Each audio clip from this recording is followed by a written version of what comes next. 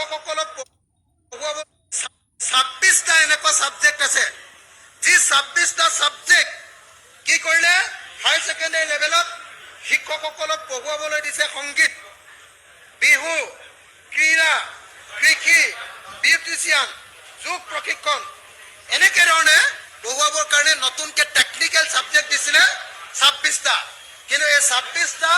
higher secondary স্কুলৰ সাবজেক্টৰ কাৰণে এজনো শিক্ষক নিযুক্তি দিয়া নাই তাৰ ফলস্বৰূপে কি কৰিছে ৰাজনীতি বিজ্ঞানৰ শিক্ষকে পঢ়ুৱাইছে সংগীত পলিটিক্যাল সায়েন্সৰ টিচাৰে পঢ়ুৱাইছে মিউজিক অসমীয়া শিক্ষকে পঢ়ুৱাইছে ক্ৰীড়া খেল ধেমালিৰ ওপৰত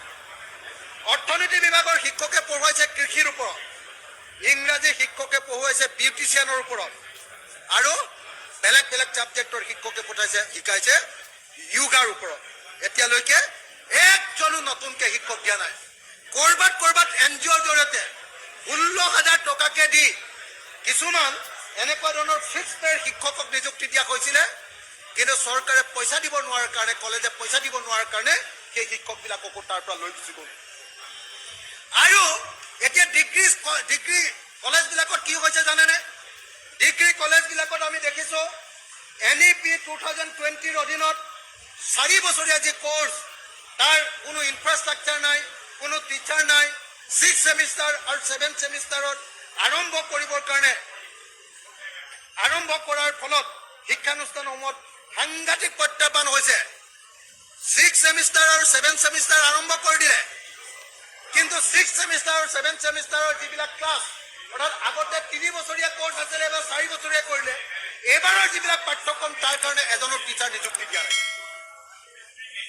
ক্লাছৰুম নাই গতিকে গোটেই কি হৈছে ডিগ্ৰী কলেজবিলাক গোটেই অসমৰ কলেজবিলাক অৰাজক হৈ গৈছে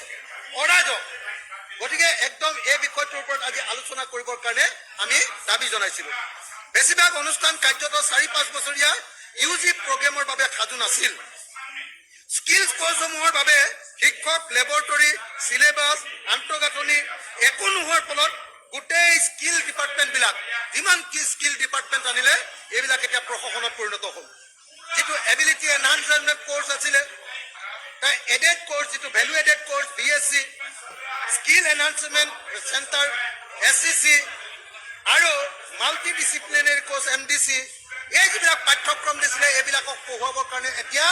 কলেজবিলাকত এজনো শিক্ষক বা এজনো প্ৰফেসৰ নাই বিষয়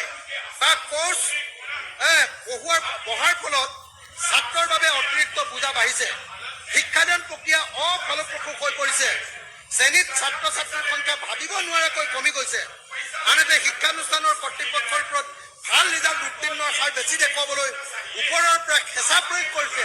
যে কোনো পৰ্যায়ে ল'ৰা ছোৱালীক ফেল কৰাব নোৱাৰিব কিন্তু ফেল কৰাবলৈ পাছ কৰাবৰ কাৰণে কোৰ্সৰ কিতাপো নাই মাষ্টৰো নাই পঢ়ুৱাবলৈ গতিকে ল'ৰা ছোৱালীবিলাকে পৰীক্ষাই নিদিয়ে তো এনেকুৱা পৰিস্থিতি ডিগ্ৰী কলেজবিলাকত হৈছে ফলত ফলাফলৰ উন্নত প্ৰদৰ্শন দেখুৱাবৰ বাবে কম্প্ৰমাইজৰ পথ লৈছে কলেজবিলাকে শিক্ষাৰ মান বৃদ্ধি হোৱা নাই শিক্ষাৰ মান দিনে দিনে কমি গৈছে গুণগত মানৰ লগতে শিক্ষাৰ প্ৰকৃত উদ্দেশ্যৰ পৰা আঁতৰি গৈছে সেইকাৰণে আজি আমি এডজৰ্ণমেণ্ট মোচন আনিছিলো সভাস্থগিত প্ৰস্তাৱ আনি কৈছিলো